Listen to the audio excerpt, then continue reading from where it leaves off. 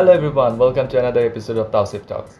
Bangladesh and Australia, the most anticipated series of this year for us because Australia কিন্তু এই সিরিজটা হওয়ার আগে বাংলাদেশে আসা নিয়ে বেশ একটা শর্তের লম্বা লিস্ট ধরিয়ে দেয়।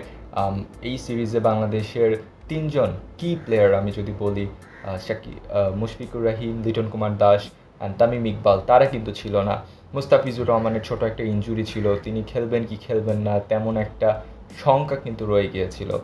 আমিনুল ইসলাম বিপ্লব তার ব্যক্তিগত কারণে আমাদের টি-20 স্কোয়াডে নেই। সো অনেকটা বলতে গেলে একটা ইয়াং ব্লাডদের এই সিরিজে স্টেপ আপ করার সুযোগ ছিল, and guess what, they have stepped up quite nicely I should say.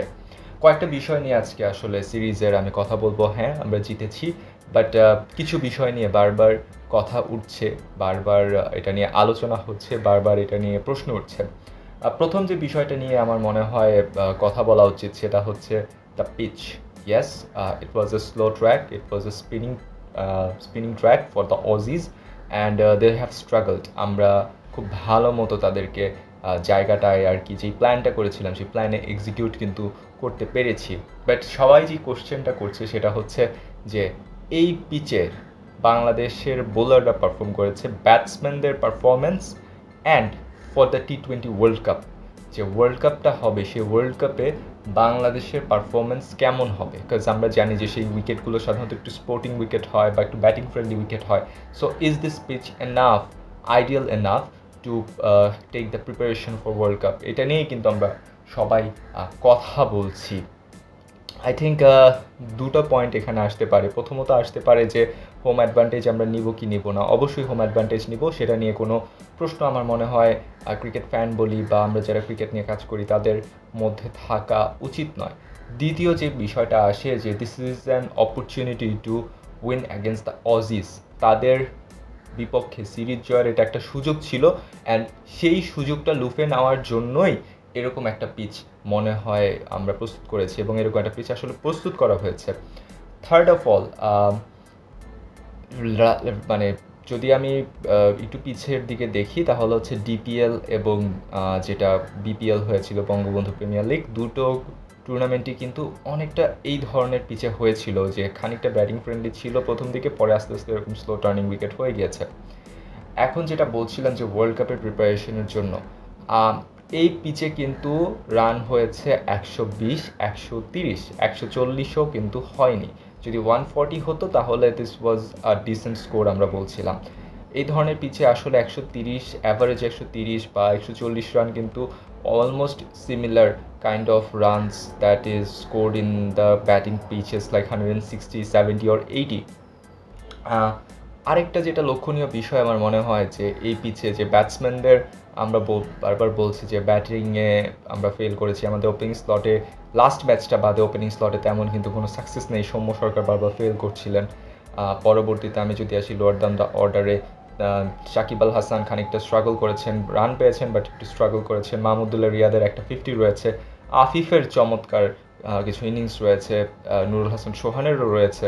So if you see যে batsmans were among the runs and বাংলাদেশের ব্যাটিং পার্সপেক্টিভে আমি যদি দেখি এই ধরনের পিচে আপনি যদি 30 রান করেন বা অ্যারাউন্ড অ্যাভারেজে 30 to 35 রানস করেন, that means you have that capability to score in the batting friendly wicket.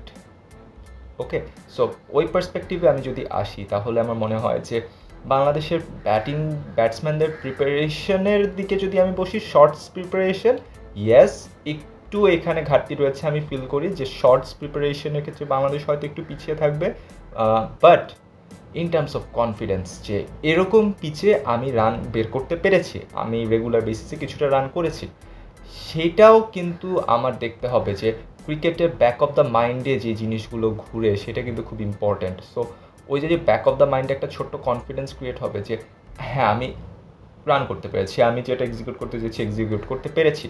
So this is a very big confidence. আরেকটা কনফিডেন্স এই কারণে আসবে যে we scored against the home, we scored against the Aussies, and bowling lineup: Andrew Tye, Josh Hazlewood, Mitchell Starc, then that new boy Ellis, spinner Adam Zampa was there. So we have scored runs against them. এই পিচে হয়তো Josh Hazlewood বা স্টার্কের পেসের ব্যাপারটায় যদি আসি, সেটা একটু ভুল হয়েছে। বাট অস্ট্রেলিয়া কিন্তু স্ট্রাগল করেছে only in their batting department. Fielding and bowling was exceptionally good, এটাও কিন্তু আমাদের মাথায় রাখতে হবে। সো ফ্রম দ্যাট পার্সপেক্টিভ, যে ব্যাটিংয়ের যে এবিলিটির কথা বলছি বা ব্যাটিংয়ের যে প্রিপারেশনের কথা বলছি, সেদিকটায় গেলে আমি মনে করি যে শর্টস প্র্যাকটিসের ক্ষেত্রে হয়তো এই সিরিজটা আমাদের প্রিপারেশনের জন্য এনাফ হয়নি, বাট কনফিডেন্স বিল্ড আপের জন্য বোথ ব্যাটসম্যান অ্যান্ড বোলারের জন্য this was a good thing. Okay, on the other perspective যদি বোলারদের কাছে আসি, বোলারদের ক্ষেত্রে একটা যেটা প্রবলেম হতে পারে, যেহেতু এই পিচটা স্পিনার ফ্রেন্ডলি ছিল, স্পিনাররা সাকসেস পেয়েছে। So when we will be going in the World Cup, the pitch will be batting paradise wicket or sporting wicket, যেটাই আমরা বলি। সো সেই ধরনের পিচে কিন্তু আপনি এত বড় টার্ন পাবেন না, বল হঠাৎ করে নিচু হয়ে যাবে না, হঠাৎ করে একটু উপরে উঠবে না। সো ওই জায়গাটাতে যদি আমরা আসি, তাহলে দেখতে হবে যে এক্সিকিউশনের জায়গাটায় বোলাররা কতটুকু কী করেছে। সো এখন আমরা যদি এই সিরিজটায় আসি, আমার মনে হয় এই জায়গাটায় দেখতে হবে যে একজন স্পিনার বা একজন পেসার কত পার্সেন্টেজ বল রাইট এরিয়াতে করতে পেরেছে, উইকেটের পেছনে না, কত পার্সেন্ট বল একটা রাইট এরিয়াতে তারা করতে পেরেছে, কত পার্সেন্ট বল তারা যে জিনিসটা টার্গেট করেছিল, যে স্টাম্প টু স্টাম্প বল রাখা, একটু বাইরে রাখা, একটু টার্ন করানোর চেষ্টা করেছে বা রাইট এরিয়াতে বল করেছে, সেটা রান চেকের দেওয়ার ক্ষেত্রে সেইটা কতটুকু সাকসেসফুল হয়েছে, আমার মনে হয় সেই বিষয়টা দেখা উচিত এই পিছে উইকেটের পেছনে না গিয়ে। যদি কেউ ওই জায়গাটায় সাকসেসফুল হয়ে থাকেন, দেন আমি মনে করি সে যখন ওইরকম স্পোর্টিং উইকেটে যাবে, তার ওই কনফিডেন্সটা, তার এই প্র্যাকটিসটা কাজে দিবে। বাট আমরা যদি এখন শুধু উইকেট দিয়ে বিবেচনা করি, তাহলে কিন্তু একটা সমস্যা হতে পারে, কারণ যেহেতু এই পিচটা একটু স্পিনার ফ্রেন্ডলি ছিল, সো আমি উইকেট পেয়ে গেছি সহায়তার কারণে। তো ওইটা যদি আমি ওয়ার্ল্ড কাপে এক্সিকিউট করতে না পারি, তখন কিন্তু একটা ফ্রাস্ট্রেশন ক্রিয়েট হয় অ্যান্ড খুব বাজে একটা সিচুয়েশন ক্রিয়েট হতে পারে ম্যাচের ক্ষেত্রে। সো ব্যাটিং অ্যান্ড বলিং পার্সপেক্টিভে যদি আসি, আমার মনে হয় ওয়ার্ল্ড কাপ প্রিপারেশনের কথা চিন্তা করে যে এই সিরিজটা was totally to be a part of history.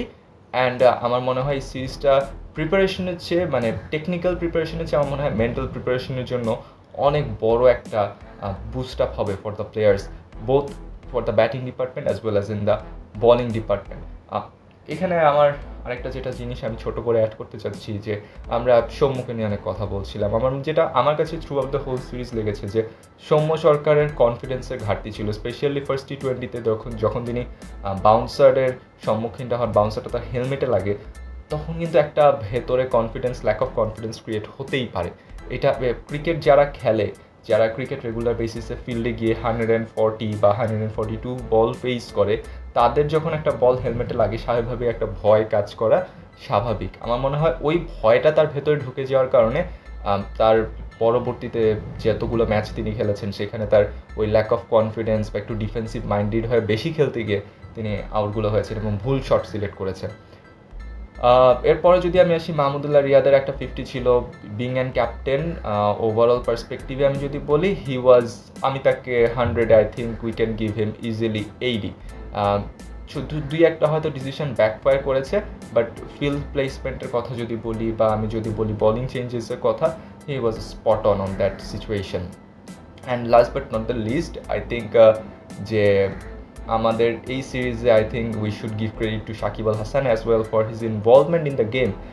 Usually কিন্তু তিনি এতটা বেশি ইনভলভ থাকেন না কোনো সিরিজে, বা ইনভলভ থাকেন বাট মানে উচ্ছ্বাস প্রকাশ বা ইমোশন এক্সপ্রেসের ক্ষেত্রে এতটা ইনভলভ থাকেন না।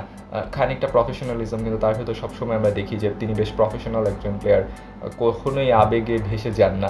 বাট এই সিরিজে কিন্তু তিনি, সিরিজটা যখন লকড হয়ে যায়, 3-0 আমরা জিতে যাই, তখন কিন্তু তিনি বেশ আনন্দ উচ্ছ্বাস প্রকাশ করেন। দ্যাট শোজ যে এই সিরিজটা আসলে কতটা ইম্পর্টেন্ট ছিল বাংলাদেশের জন্য, এই সিরিজ জয়টা ইনফ্যাক্ট। সো ওভারঅল আমি যদি বলি, দিস সিরিজ, তিনটা বিষয় আমি বলবো, যদি ওভারঅল সামারাইজ করতে হয়, আমাদের সিরিজ জয়ের একটা সুযোগ ছিল, যেহেতু অনভিজ্ঞ একটা ব্যাটিং লাইন আপ ছিল অস্ট্রেলিয়ার জন্য, সেই জায়গায় আমরা সাকসেসফুল হয়েছি, thanks to credit goes to the team management, second and players as well obviously. And second of all, আমার মনে হয় যে টি-20 ওয়ার্ল্ড কাপ সামনে যেহেতু রয়েছে, এটা কনফিডেন্স বিল্ড আপের একটা প্ল্যাটফর্ম ছিল, অ্যান্ড সেই প্ল্যাটফর্মটা প্লেয়াররা কিন্তু খুবই সুন্দরভাবে কাজে লাগিয়েছে। আমার মনে হয় যে সামনে যখন নিউজিল্যান্ড আসবে, বা আমরা যখন ওয়ার্ল্ড কাপে যাব, এই কনফিডেন্সটা অনেক বেশি প্লেয়ারদের হেল্প আউট করবে। And last but not the least, I think এখন আমাদের টি20 স্কোয়াডটা আস্তে আস্তে গোছানোর একটা সময় চলে আসছে। ইয়াং প্লেয়াররা কে কোন জায়গায় খেলবে, যেহেতু তামিম, মুশফিক, লিটন স্কোয়াডের বাইরে ছিলেন, তারা আসলে কে ড্রপ হতে পারে বা কে কার জায়গায় কে অ্যাডজাস্ট করতে পারে, সেই বিষয়টা নিয়ে আমার মনে হয় এখন চিন্তা করার সময় এসেছে টিম ম্যানেজমেন্টের, যে ওয়ার্ল্ড কাপের জন্য একটা কম্প্যাক্ট স্কোয়াড বানানো। কারণ আমি কিন্তু মোটামুটি একটা স্কোয়াড আমরা দেখতে পাচ্ছি যে বিসিবির রাইট নাও হাতে একটা স্কোয়াড কিন্তু চলে আসছে, বাট বেস্ট 11-এর একটা কম্বিনেশন ক্রিয়েট করার জন্য আমার মনে হয় টিম ম্যানেজমেন্টের আস্তে আস্তে কাজ শুরু করে দেওয়া উচিত। So that's all for the Taosif talks today. আর আপনাদের যদি কোনো মতামত থাকে, if you want to share any of your thoughts, please do comment and subscribe the channel of ours. Thank you so much.